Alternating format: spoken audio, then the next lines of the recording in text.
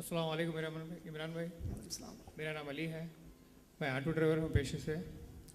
میرا سوال یہ ہے کہ جو ہے نا جب ہم نے پروگرام سننے کے لیے آ رہے تھے تو جو ہے نا مسجد کے ایک عالم صاحب ہے, انہوں بول رہے ہیں کہ بھائی یہ جو ہے نا لیلۃ القدر ہے, یہ انفرادی عبادت کرنے کا رات ہے, اس میں آپ جو ہے نا جا کے پروگرام سنتے یا بیان کرتے یا بیان سنتے, یہ شرع میں جو ہے نا اجازت اس کی نہیں ہے. تو میں ان سے دلیل طلب کیا تو وہ مجھے نہیں بولے, اور انہوں خود 2 گھنٹے پروگرام کر کے چلے گئے. اس کے بارے میں کیا ہے, ذرا وضاحت کیجیے. میرے بھائی ماشاءاللہ آپ خود آخری حصے میں جواب دے دیا, میں ان کی غیبت کیا کروں. نہیں مطلب آپ اس کے بارے میں کچھ وضاحت سے. دیکھیے ہمارے پاس بھائیوں کو پرابلم کیا ہے معلوم ہے کہ مسئلے صحیح طریقے سے معلوم نہیں ہے, قوم کو جو سمجھ میں آیا بتا دیتے ہیں. یہ رات لیلۃ القدر کی اہمیت کس وجہ سے ہے بولو آپ میرے کو.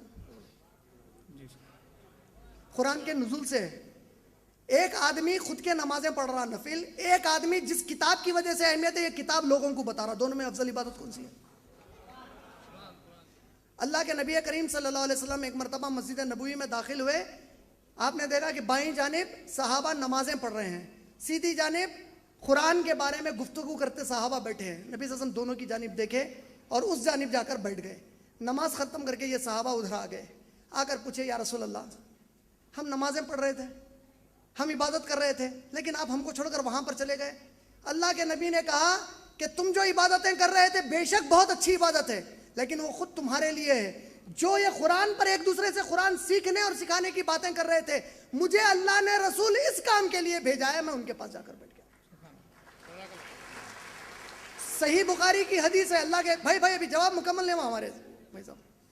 اللہ کے نبی صلی اللہ علیہ وسلم صحیح بخاری میں کہتے ہیں تم میں سب سے بہترین شخص وہ ہے جو قرآن سیکھے اور دوسروں کو سکھائے. اچھا, ایک شخص ہے نماز پڑھا, 1000 مہینے تک نماز پڑھنے کا ثواب. ایک شخص ہے اللہ کی دعوت دیا اور کوئی کلمہ پڑھ لیا, کون سا بڑھ کے ہوا تو ان کے. اچھا, نفل نماز پڑھنا زیادہ اہم ہے یا فرض علم حاصل کرنا اور علم بانٹنا فرض, علم بانٹنا اور سیکھنا فرض, وہ نفل فرض علم بانٹنا جیسا ہے. ماشاءاللہ. کئی لوگوں کو مسئلہ یہ نہیں معلوم ہو رہا کہ نفل یہ جو راتیں ہیں, اللہ کے نبی کریم صلی اللہ علیہ وسلم کے زمانے میں شریعت عام ہو چکی تھی, شرعی احکامات نافذ ہو چکے تھے, ہر جگہ امن و امان تھا. صحابہ رمضان کے بعد کے پورے 11 مہینے دعوت کے کام میں لگے ہوئے تھے اسلام کے. ہمارے پاس 11 مہینے چھوڑ کے 1 مہینہ کم سے کم ہمارے بھائیاں تھوڑا دینی رجحان پہ آتے, تو وہاں پہ وہ لوگ نمازیں پڑھ لیتے, سمجھ میں آتا کیونکہ خود بخود دین سے جڑے ہوئے تھے. یہاں قوم 11 مہینے دین سے دور ہے, تو یہ قوم کو باقی کے 11 مہینے اس طرح جڑ کے رہنے, یہ کتاب سے جڑانا ضروری ہے. یہ کتاب سے جو قوم جڑ گئی اس کا کبھی زوال نہیں ہوتا انشاءاللہ.